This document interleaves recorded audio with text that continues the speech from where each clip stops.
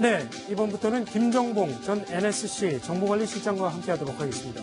북한이 미국의 김정은 참수작전에 대비해서 옛 소련의 국가보안위원회, 즉 KGB 출신 인사들을 경호 고문으로 영입하고 있다고 합니다. 김정은이 경호를 강화하고 있다고 하는 건데요. 그 배경 뭔지 알아보도록 하겠습니다.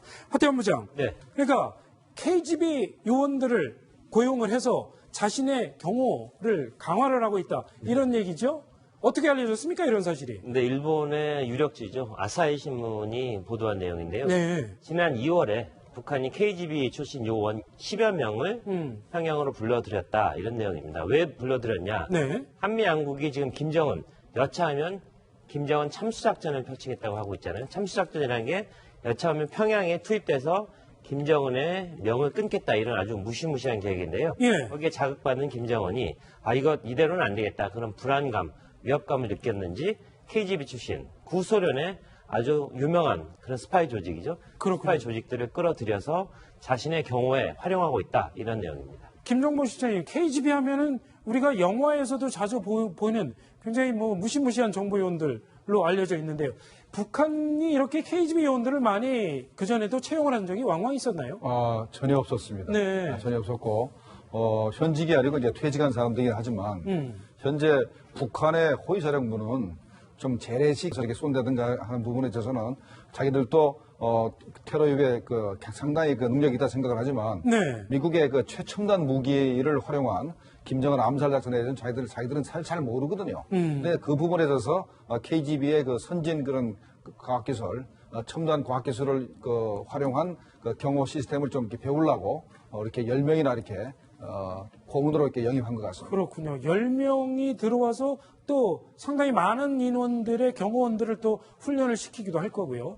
이렇게 이 김정은의 경호를 전담하는 기관이 있을 텐데, 네. 그 기관, 그 경호 인력을 이렇게 강화하는 그 배경은 뭔가 있겠죠. 뭐로 보십니까? 근데 사실은 항상 그 신변의 위협을 느끼는 게 북한의 지도부, 네. 3대 모두 마찬가지입니다. 그래서 경호를 한 조직에 맡기지 않고요, 여러 군데 분산시킵니다. 왜냐하면 그렇군요. 어느 쪽에서 나를 배신할지 모르기 때문에. 네. 그렇기 때문에 항상 그 견제와 균형의 원리를 사용하는 게 공산권의 기본 원칙인데, 이번엔 또 KGB를 끌어들였어요. 왜냐하면 작게 5015라는 걸 기억하실 겁니다. 네. 북한의 유사시에 북한에 침투해서 참수할 수도 있다는 그런 계획인데, 실제로 올해 3월 한미연합훈련을 통해서 김정은 참수작전 계획을 실제 실전 도상훈련 연습까지 실시를 합니다. 네. 미 해군의 유명한 네이비실 하면 오사마 빈 라덴의 숙소에 침입해서 머리에 안경을 쓰고 그 현장을 전 세계 생중계했던 그런 무시무시한 조직 아니겠습니까? 그렇군요. 그런 조직이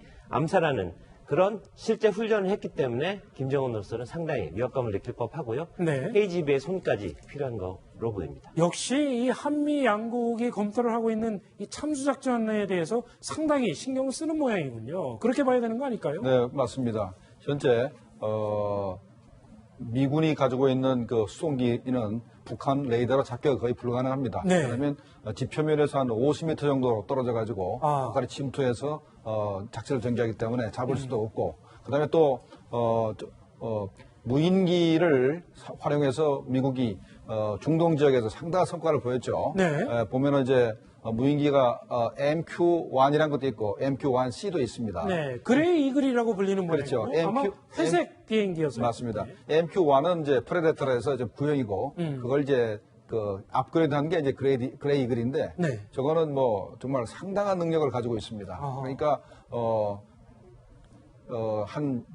시속이 한 280km 되고 280km를 30시간 동안 비행을 할 수 있으니 대단하죠. 네. 그래서 이제 고도 7.6km에서 400km 정도의 작전 구역을 가지고 있기 때문에 네. 이게 굉장히 다목적적입니다. 그러니까 적을 암살할 수도 있지만 정보도 입수하고, 그다음에 이제 앞으로는 북한이나 이런 ICBM을 발사하면은 ICBM의 그 위치도 파악을 해서 해군에 연락해서 해군에서 이제 요격미사일을 발사할 수 있게까지 이렇게 계속 진화하고 있습니다. 그렇군요. 이 참수작전, 김정은으로서는 상당히 두려운 그런 계획이 네. 분명할 겁니다. 또 미국이 CIA를 활용을 해서 북한에 대한 이 정보 수집을 강화를 하는 그런 내용도 검토를 하고 있지 않습니까? 휴민트라고 해서요. 네. 그거에 대해서도 좀 대책을 많이 강구하고 있다고요. 근데 24시간 북한을 감시하고 있는 게 네. 또 그 미국 정보기관의 임무라고 할 수 있죠.